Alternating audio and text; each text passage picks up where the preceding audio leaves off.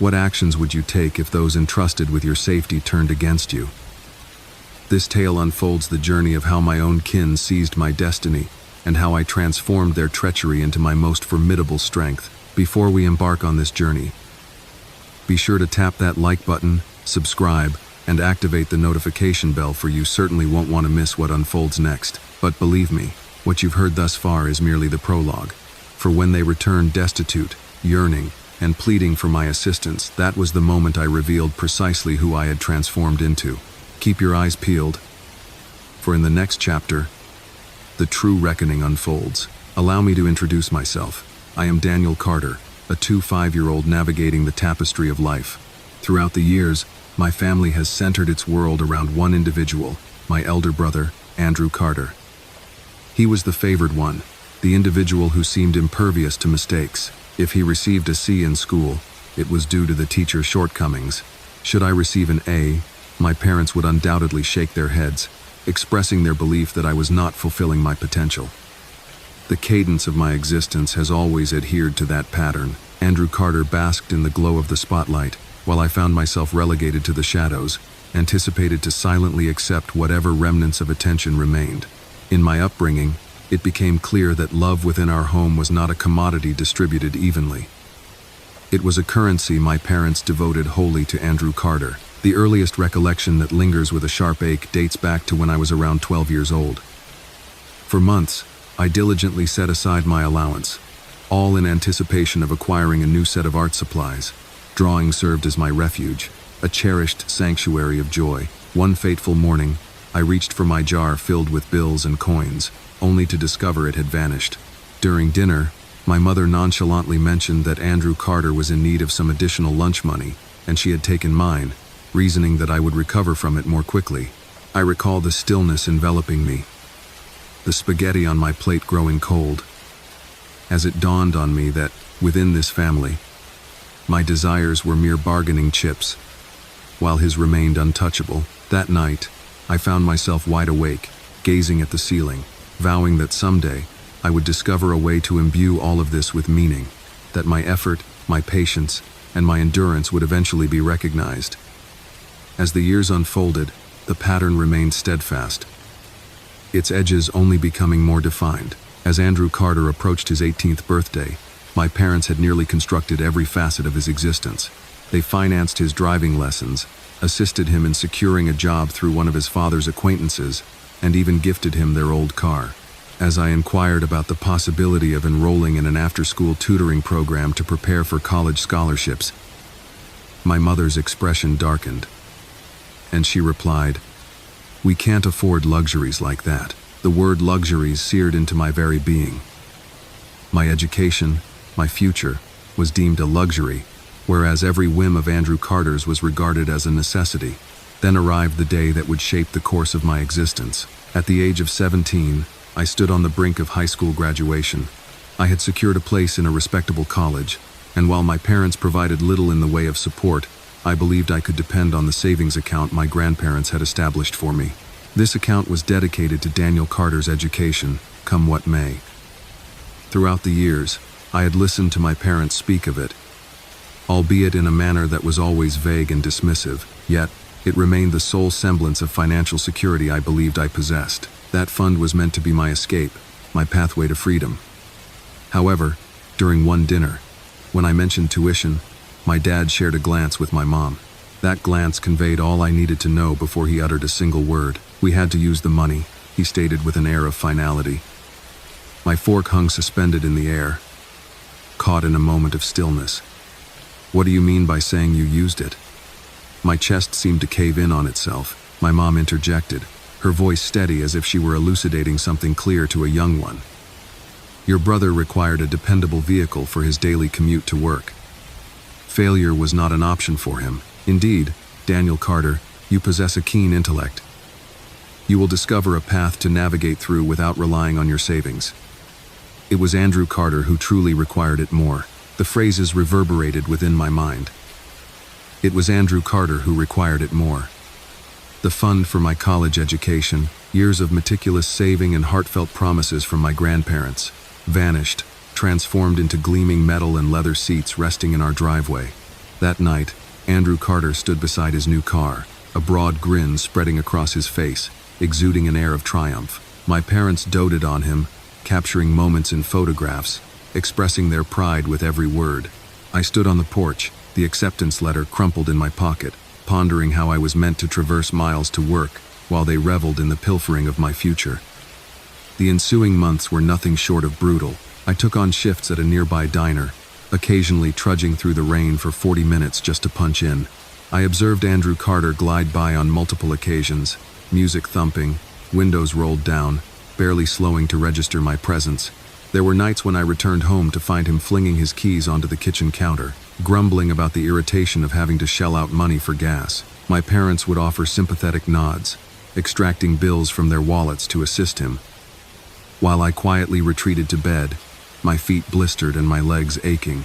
The bitterness burrowed deep within me, yet so too did a fierce determination. I found myself unable to succumb to the weight of it all. This could not be the conclusion of my narrative. It was at that moment I discovered the art of endurance. With each step I took toward work, each hour spent studying beneath the flickering lights of the diner after my shifts, and every forced smile directed at rude customers to safeguard my paycheck, a weight began to accumulate, transforming into something more profound, something more cutting. Not only was I burdened with my aspirations, but also with a simmering, unspoken fury. My parents believed they had stolen my future. Yet what they truly accomplished was igniting a flame that I vowed to keep burning. And then, after the passage of years, everything transformed. The years following high school proved to be among the most challenging of my existence, yet they also molded me in ways I never imagined possible. I toiled through double shifts at the diner, seizing every odd job that came my way. From landscaping to delivering groceries and cleaning offices, I embraced it all. In the meantime, Andrew Carter glided through the streets in that gleaming vehicle acquired with my future, sharing snapshots on social media that celebrated the fruits of hard work. The irony consistently provoked a bitter laugh that escaped my lips, barely audible. Yet, one lesson stands out. Silence possesses an undeniable strength. I remained silent, refraining from any outburst, concealing the cracks within me from their gaze. I allowed them to think I had succumbed, while in truth, I was quietly crafting something remarkable in the shadows. Yet, as I navigated the tumultuous terrain of those formative years, the favoritism within the household intensified, leaving deeper wounds with each visit. My parents preferred to present Andrew Carter's success as a collective family triumph, while my own struggles were framed as entirely my own shortcomings. One night lingers in my memory, a time when I returned home after a grueling 12-hour shift. The scent of fryer grease and coffee clinging to me. Andrew Carter reclined on the couch, his fingers gliding over the screen of his phone, as his mother hovered nearby, tending to him with a plate of food. As I stepped inside, weariness clinging to me, Dad's gaze swept over me, and he remarked, "Daniel Carter, perhaps if you emulated your brother a bit more, you wouldn't be pushing yourself to the brink." Without lifting his gaze, Andrew Carter let out a soft chuckle. I bit my tongue with such ferocity that the metallic taste of iron flooded my senses, yet silence enveloped my lips. Numerous tiny wounds like that abounded. During family dinners, the conversation invariably circled back to Andrew Carter, his job, his car, his aspirations for the future. Whenever I attempted to share something, my mother would dismissively wave her hand and say, "We'll discuss that later." The moment of later never arrived. On birthdays, Andrew Carter received presents adorned in shimmering, glossy wrapping paper. Luxurious headphones, stylish apparel, cutting-edge devices. When my moment arrived, I received socks, perhaps a modest wallet, accompanied by the familiar refrain, "We're saving money these days, you understand." However, the most challenging moments arrived in my second year of college. Indeed, I discovered a path to reach that destination, undeterred by their presence. I had cobbled together a patchwork of scholarships, grants, and loans to secure my place at a state school, juggling classes with grueling work hours. One weekend, I returned home to discover Andrew Carter beaming with excitement as he revealed that our parents had co-signed a loan for him, enabling him to embark on his entrepreneurial journey. A car detailing shop, of all places, After months of immersing himself in YouTube tutorials, he suddenly envisioned himself as an entrepreneur. I recall the moment, gripping the frayed strap of my well-loved backpack, as my father imparted wisdom. Sometimes, one must embrace risks for the child destined for greatness. That sentence almost shattered me. A child destined for greatness. I had been exhausting myself in the pursuit of crafting a meaningful existence. In their gaze, Andrew Carter emerged as the sole figure deemed worthy of risk and chance. That night, I returned to campus, poring over my textbooks until the first light of dawn. Tears smudging the words on the pages, I vowed once more that there would come a day when they would lament every word, every decision that rendered me unseen. The tension extended far beyond mere favoritism. It devolved into blatant manipulation. During my breaks, upon returning home, my parents would often express their disappointment regarding my perceived lack of financial contribution to the household. Andrew Carter has his expenses, as Mom would often remind, and you've always embraced your independence. Could you possibly lend a hand a bit more? It left me perplexed how they could meet my gaze and request money. Fully aware of my struggle with debt and the burden of juggling 2 jobs, while Andrew Carter squandered his wealth on ventures, grand ideas, and extravagant late-night gatherings. There was a time when they inquired whether I might be willing to add my name to a credit card for Andrew Carter, all in the hopes of helping him establish his credit. I chuckled directly at them and strode out with confidence. Yet within me, a wave of nausea washed over as I contemplated their utter lack of shame. The harder they attempted to draw me into their gravitational pull, the greater the chasm I created between us. The phone calls remained unanswered. During the holidays, I crafted reasons to remain on campus. My attention was devoted to my endeavors, my education, and my gradual yet unwavering ascent. I convinced myself that success would serve as my retribution. Yet as I lay awake in my small dorm room at night, the anger that lurked beneath the surface refused to dissipate. I didn't merely desire success. I craved for them to witness it, to struggle with it, to come to the stark realization that they had wagered the one child who had truly been battling for something substantial. And yet, the more I withdrew, the more they pressed on. My parents began to appear unexpectedly at my small studio 1-bedroom apartment in Brooklyn, New York, near campus, bringing food containers filled with Andrew Carter's leftovers, as if that would entice me to return. They would admonish me about the importance of family unity, all the while reiterating the extent of their sacrifices for Andrew Carter. At one moment, my mother attempted to evoke a sense of guilt in me by stating that we wouldn't have been able to acquire that car for him had I not been so accommodating. Comprehension, that was her term for it, as though I had consented to allow them to pull the carpet from beneath my feet. By the time I reached the age of 21, I had ceased to encounter them entirely, save for instances where I had no alternative. I completed my graduation in silence, keeping the date of the ceremony to myself. When the first job offer arrived, I chose to celebrate with friends rather than family. Yet, the tension lingered, looming above me like an ominous storm cloud. I was certain that eventually, they would return, not seeking forgiveness, but bringing with them a set of demands. That's the essence of individuals like my parents. They remain blind to their own betrayals, perceiving only the prospect of advantage when they believe you've ascended to a point where you might serve their interests once more. Indeed, that day arrived more swiftly than I had anticipated. A phone call marked the beginning. It was a rainy Tuesday night when the phone call arrived, coinciding perfectly with my conclusion of a long shift at the office. At the age of 23, I found myself just a year into my inaugural real job following the completion of my college journey. Though it lacked glamour, it offered a decent wage, and at last, I began to sense the ground firming beneath my feet. As my phone vibrated softly against my leg, the sight of my mother's name illuminated the screen sent a jolt of unease through me. It had been months since I last exchanged words with her, and whenever my parents called, it was rarely a harbinger of good tidings. Despite my reservations, I replied, "Daniel Carter." Her voice arrived, laced with a sugary sweetness that instantly set my nerves on high alert. Time has stretched on endlessly. How do you fare? I offered a brief, terse response. Engaged. What is happening? A moment of silence lingered, Hinting that she was preparing to unleash her thoughts, she let out a dramatic sigh. The subject at hand is Andrew Carter. He finds himself in a predicament. Surely, you're aware of the relentless effort he's been pouring into his business, aren't you? I nearly burst into laughter. Laborious effort? The most recent update I received indicated that his car detailing shop was hemorrhaging funds. All while he boasted online about his weekend escapades to Vegas. Yet I held my tongue, allowing her to proceed. He simply requires a touch of assistance, dear.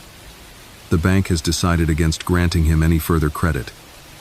And your father and I have already invested so much in him. Given your current success, we believed it would be a good time for you to take the lead, only until he regains his footing. I halted my steps, the rain cascading from my jacket as her words settled deep within me. They desired me, I, the son they had stripped of everything, to rescue Andrew Carter from his plight. My throat constricted, yet I maintained a steady tone. Negative, that is beyond my capabilities. Silence enveloped the room, only to be pierced by the sharpness of her tone. Daniel Carter is your brother. Family supports family. I ended the call in silence. My hands trembled, not solely from fury, but from the profound pang of understanding. They remained exactly the same. In their gaze, I was not a son. I existed as a resource, a contingency for Andrew Carter's shortcomings. I believed that would mark the conclusion, yet I misjudged the lengths to which they would venture. A few weeks later, I returned to my small studio one-bedroom apartment in Brooklyn, New York, after a long day, only to discover an envelope slipped under my door. Within the envelope lay a letter from the bank. Initially, I dismissed it as mere junk mail, yet as I delved deeper into the words, a sinking feeling gripped my stomach. A notice arrived regarding a loan, one that I had never sought out, a loan under my name. A wave of panic washed over me. I reached out to the bank without delay, insisting on clarity. Following a labyrinth of transfers, a representative finally confirmed it, a loan application bearing my details, name, address, social security number had been signed and approved. The funds were already dispersed. Chills coursed through me as the narrative unraveled. Andrew Carter was the cosigner mentioned. I recall the moment I sat on my couch, enveloped in a stunned silence, the letter quivering in my grasp. My parents hadn't merely requested my assistance, they had seized it. In an inexplicable twist, my personal information, my very identity, had been exploited to procure funds for Andrew Carter. It was a deception. It was a betrayal that reached depths I had never imagined they could sink to. The following day, I made my way to their residence, my heart constricted with rage. As I entered the room, I found Andrew Carter lounging on the couch, his eyes glued to the television, a self-satisfied grin plastered across his face. Mom occupied the kitchen, her soft hum weaving through the air as if all was right in the world. Father glanced up from his newspaper, wearing that familiar dismissive expression that had been a constant throughout my life. I forcefully placed the letter on the table. What could this possibly be? My voice trembled with fury. Mother hardly reacted. That. Refrain from being overly dramatic. Daniel Carter. It is merely a matter of paperwork. Andrew Carter was in desperate need of an opportunity. Yet you were resolute in withholding it from him. You will endure. You have taken my identity from me. I expelled a sharp breath of disdain. With careful precision, Dad folded the paper and placed it gently aside. Be mindful of your tone. We are your guardians. We understand what is most beneficial for the family. The chamber whirled around me. Andrew Carter let out a soft chuckle from the couch, his gaze fixed elsewhere, seemingly indifferent to my presence. Take it easy, dear brother. It represents a commitment of resources. When my business soars, you'll express your gratitude to us. That marked the turning point. Every bit of patience I clung to, every silent vow I made to transcend, it all shattered into pieces. My parents had traversed a chasm so profound, so abhorrent, that retreat was no longer an option. Once, they had taken from me, pilfering my college fund. Yet this was more dire. They gazed into my eyes, conveying a message that pierced deeper than words. I was insignificant, neither as a son nor as an individual, merely a means to elevate their favored one. I exited that house in silence, my heart racing, my sight clouded by fury. Yet, as the night deepened, an alternative fire ignited beneath the tempest of rage. A moment of clarity, a strategy. If they intended to utilize me as a mere resource, they were utterly unaware of the tempest they had just set in motion. That was the night I ceased to be their son in every conceivable way. That was the night I resolved to do more than merely seek revenge. I would reclaim all that they had ever taken from me, and beyond. The initial step was beginning to take shape in my thoughts. Following that night, it seemed as though the ground had vanished beneath my feet. Initially, I kept it to myself. Alone in the world. There are no colleagues present. The burden of that fraud notice rested heavily upon me, a clandestine stone lodged deep within my chest, burdened by the weight of unspoken thoughts. It is far too shameful to articulate. With each visit to the mailbox, yet another reminder awaited me, a piece of legislation, a declaration of interest, a caution regarding overdue payments to which I had never consented. My credit, a fragile construct I had diligently safeguarded amidst the balancing act of scholarships and loans, was now disintegrating due to a choice I never made. The most disheartening aspect wasn't the financial loss at all. The solitude enveloped me. The vision of Andrew Carter's self-satisfied smile lingered, accompanied by the chilling indifference of my parents. The trio I once relied on for support had transformed into the very individuals dismantling my existence. Some mornings, I would stroll to work, my hands buried deep in my pockets, contemplating just how much longer I could endure before reaching my breaking point. For years, I endured their favoritism, their mockery, and their relentless reminders that I was the lesser son. Yet, this was unlike anything else. This transcended mere favoritism. This was an act of sabotage. There were nights when sleep eluded me entirely. As I settled at my desk, my gaze fell upon the spreadsheets that demanded my attention, yet my mind wandered, retracing the tangled web woven by my parents' choices. I found myself pondering whether I was destined to forever tidy up the messes left in the wake of Andrew Carter's shortcomings. At times, I found myself pondering if I was somehow fated to bear a curse, destined to emerge from a lineage that seemed more inclined to shatter my spirit than to witness my flourishing. My grades, my work, my sacrifices, none of it ever held significance for them. It was solely Andrew Carter who took that step, and yet, as the burden pressed me down, a resolve within me solidified. Should I find myself unable to depend on them, and with the realization settling in that such reliance was a lost cause, it became imperative to forge a path of my own, crafting something impervious to the whims of others.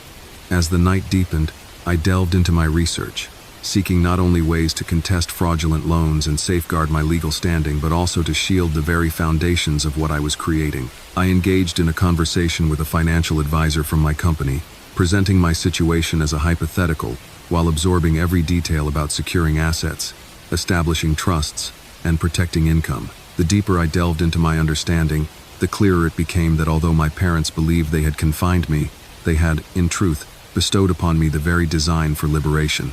The present circumstances were undeniably severe. I was unable to secure a suitable small studio one-bedroom apartment in Brooklyn, New York, or Bronx, NY, due to the loan. I found myself navigating the workplace with caution, a constant fear gnawing at me that if anyone were to scrutinize my credit, they would hastily label me as irresponsible. For several months, I resided in a dilapidated studio, where the ceiling bore the marks of mold, and the echoes of my neighbors' fierce arguments seeped through the fragile walls. Each morning, I was roused by the cacophony of sirens or the jarring sound of slamming doors, and I would shuffle to the office, dark circles shadowing my eyes. It felt like the deepest abyss, not merely a place you reach and then rise from, but rather a space that begins to feel familiar over time. And yet, I kept my struggles hidden from my parents.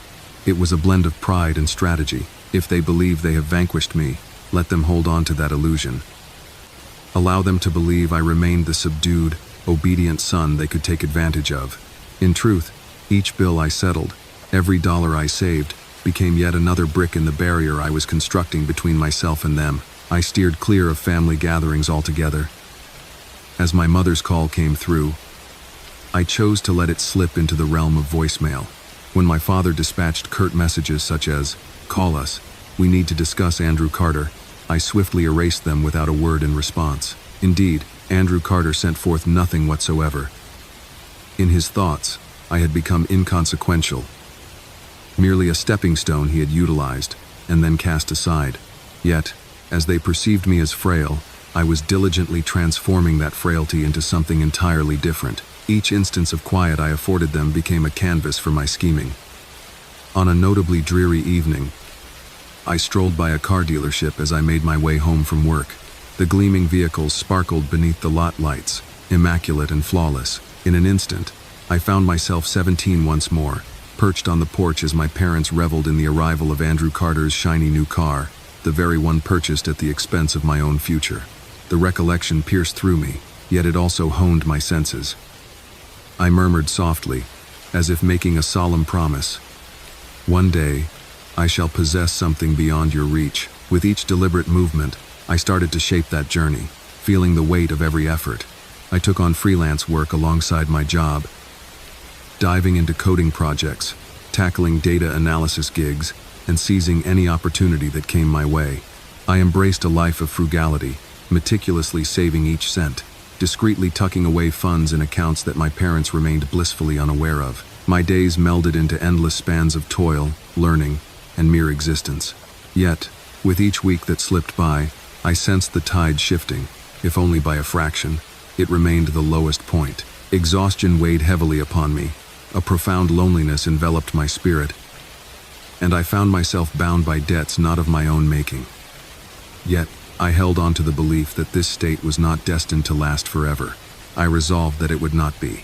And while the method eluded me for the moment, there was one truth I held with unwavering conviction. When the moment arrived, when my parents inevitably returned to drain me once more, I wouldn't simply utter a refusal. I would ensure they lament every decision that brought us to this moment. The notion of that vengeance ignited a flame within me, propelling me forward through the bleakest of times. And then, just as I believed I could finally exhale, an event unfolded that transformed everything. The pivotal moment arrived quietly, without the fanfare of fireworks or the thrill of an unexpected fortune. Silence enveloped the scene, subtle and nearly imperceptible in its presence. One morning, I awoke in that shabby little studio apartment in Brooklyn, New York, glanced around at the water-stained ceiling and the peeling paint, and came to a peculiar realization. I found myself no longer descending into the depths.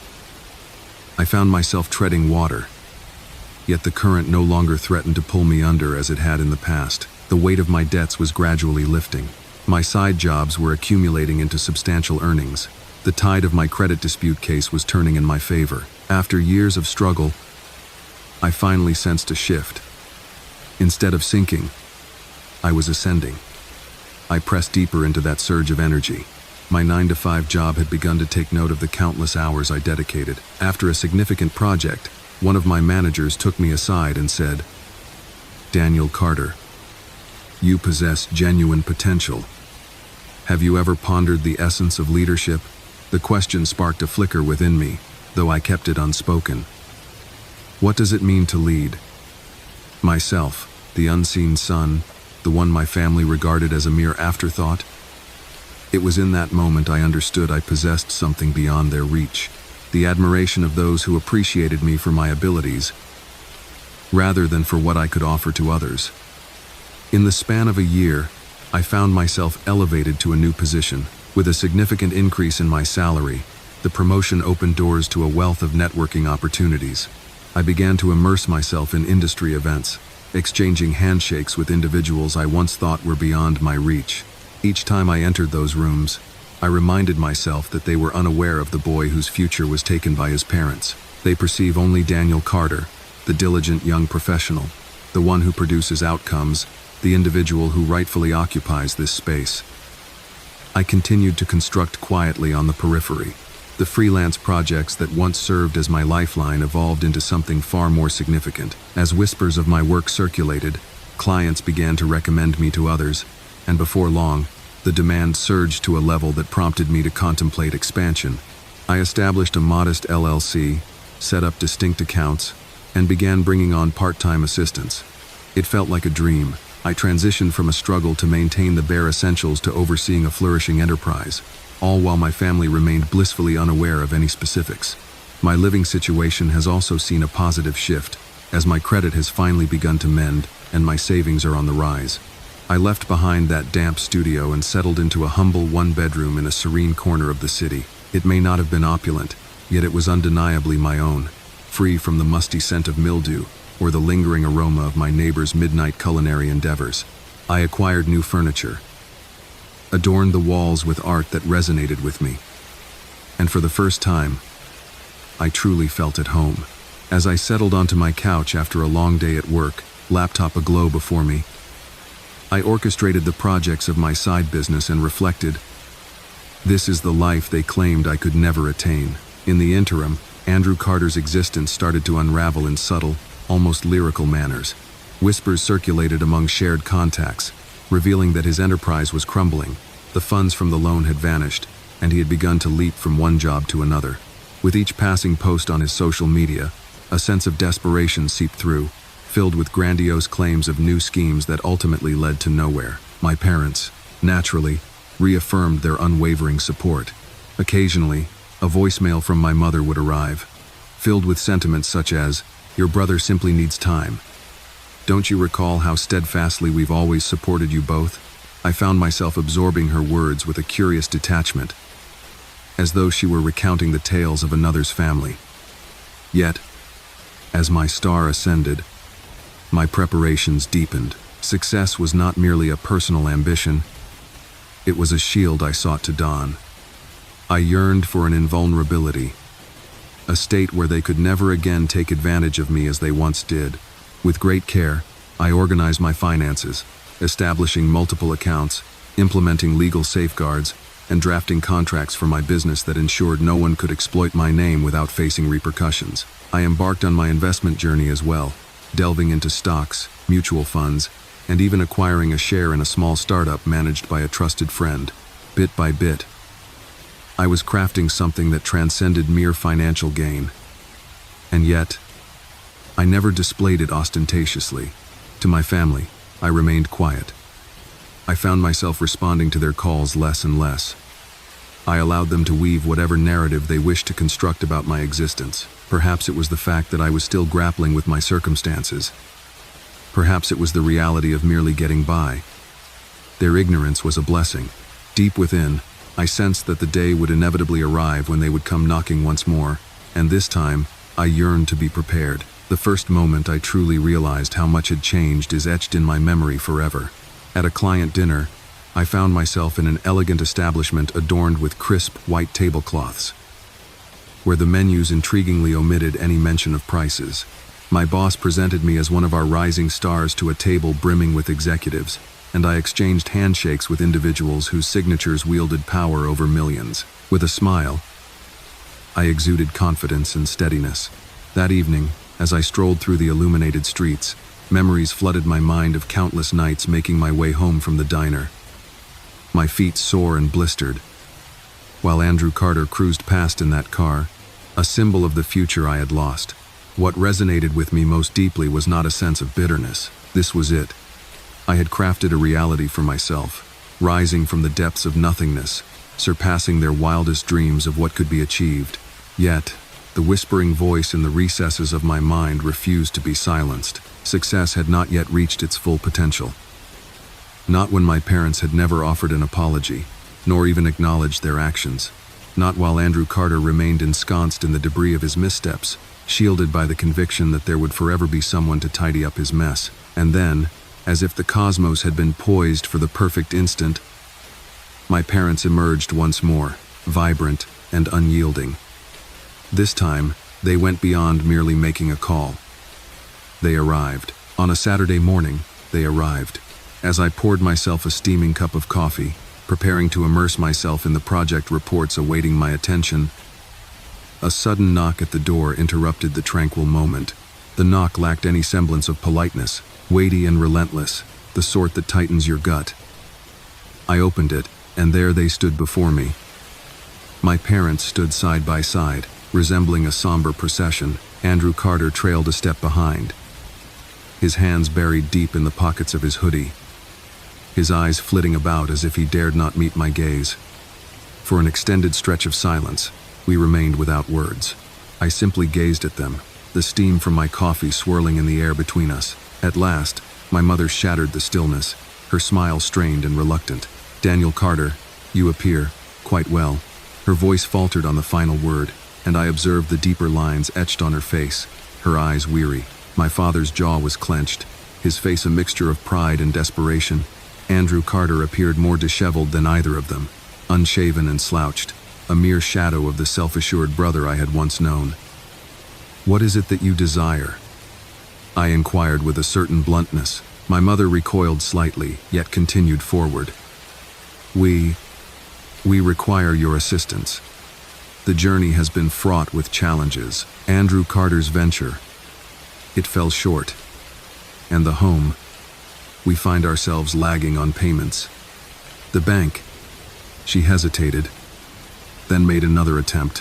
"Daniel Carter, it is clear that you are thriving at this moment. We were hoping you might lend us a hand in regaining our footing, at least until circumstances settle down."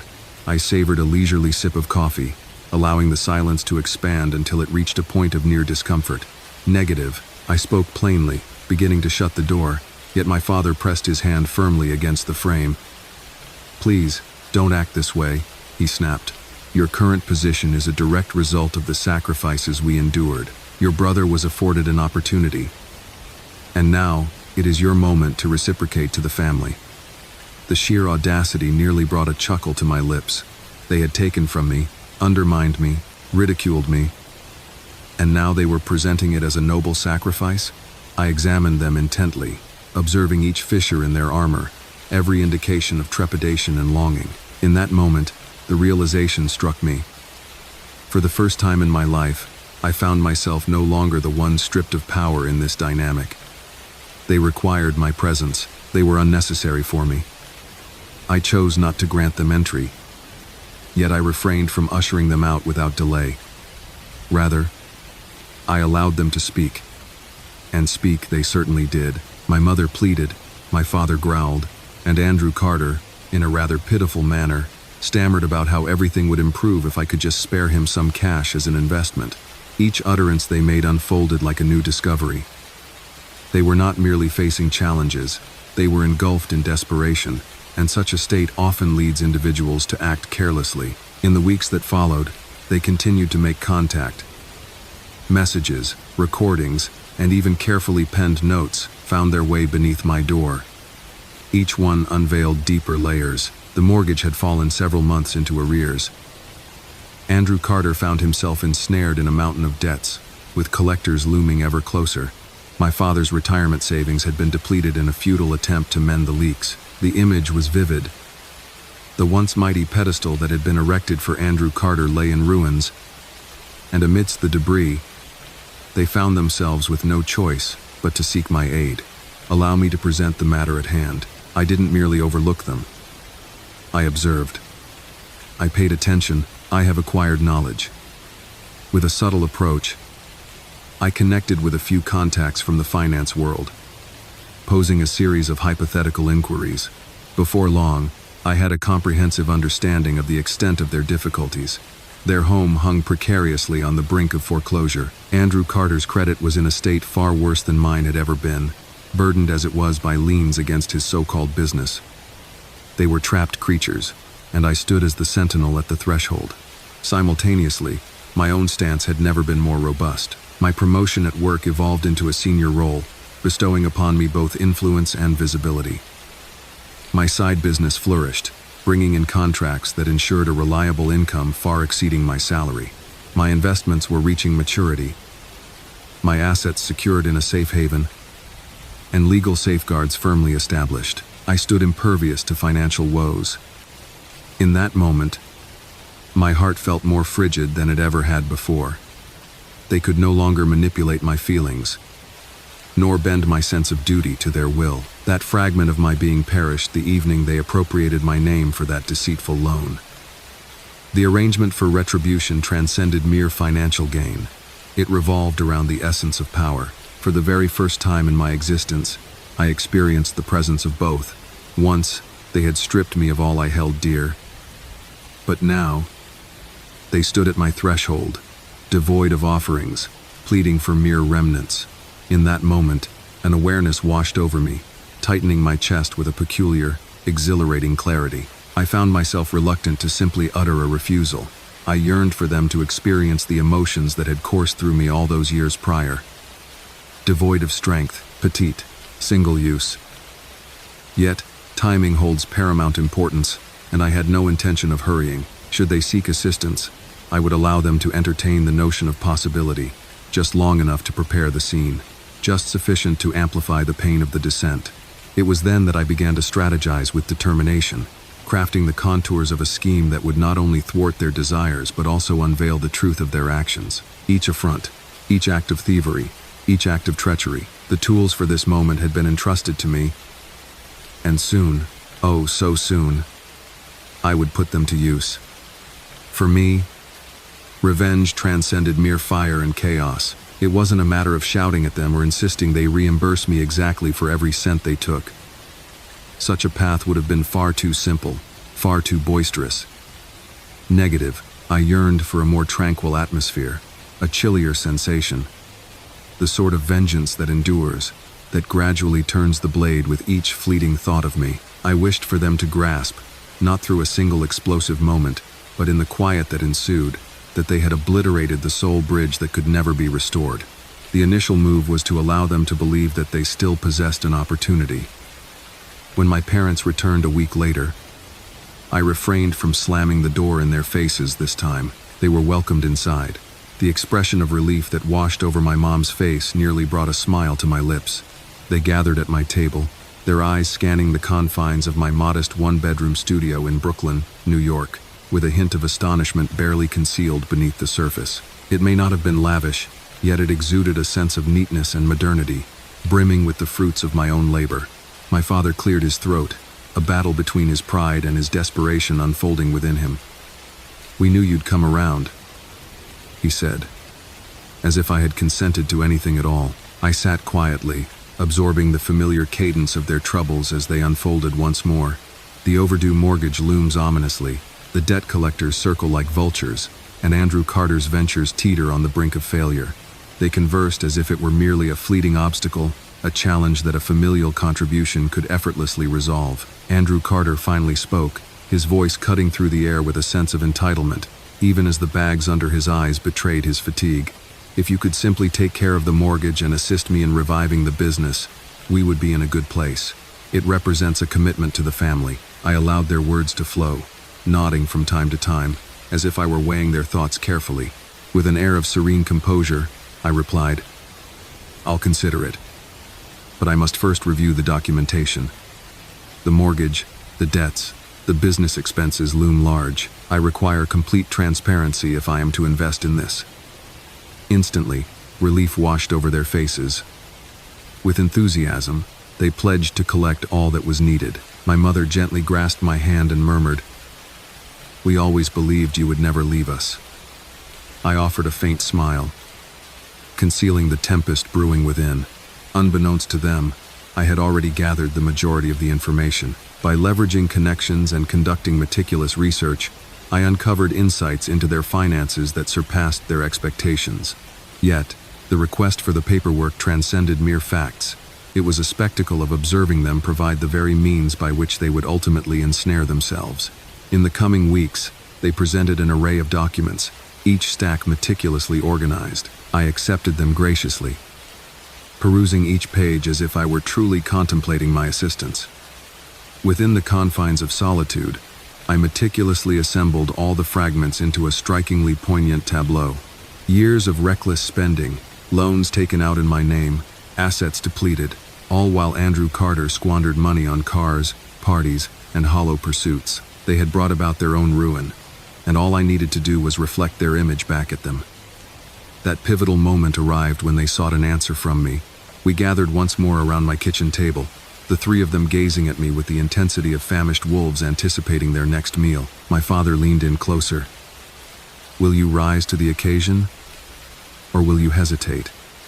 I gently opened a folder, allowing the papers to glide across the table's surface.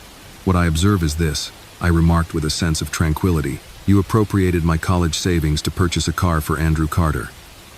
You engaged in deceit by securing loans under my name. Your retirement has been depleted. Your home teeters on the brink of foreclosure, while Andrew Carter finds himself burdened by debts that exceed what he could repay in 3 lifetimes. So, you expect me to mend it now?" Their faces turned ashen. Andrew Carter attempted to chuckle, yet the sound emerged feeble and contrived. My mother's hands quivered.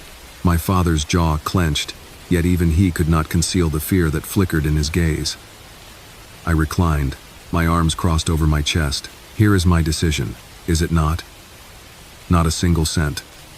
The house will be lost to you. Andrew Carter is destined to be engulfed by his own financial burdens. At last, you will confront the repercussions of each decision you have taken." The ensuing silence crackled with electricity. My mother's eyes brimmed with tears, yet I remained untouched by the emotion. I lifted a hand to silence my father's protests. "Refrain from doing so.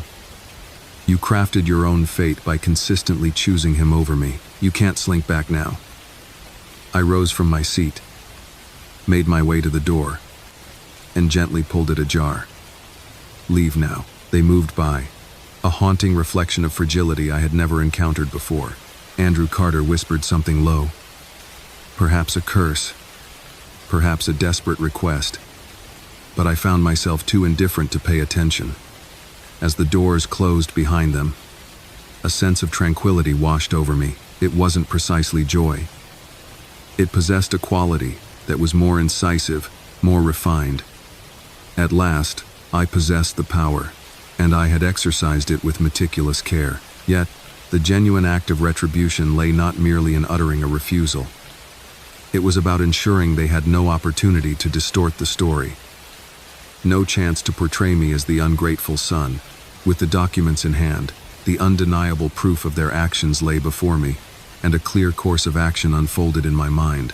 For if they believed that losing my assistance was the gravest outcome they could face, they were on the brink of discovering just how mistaken they truly were.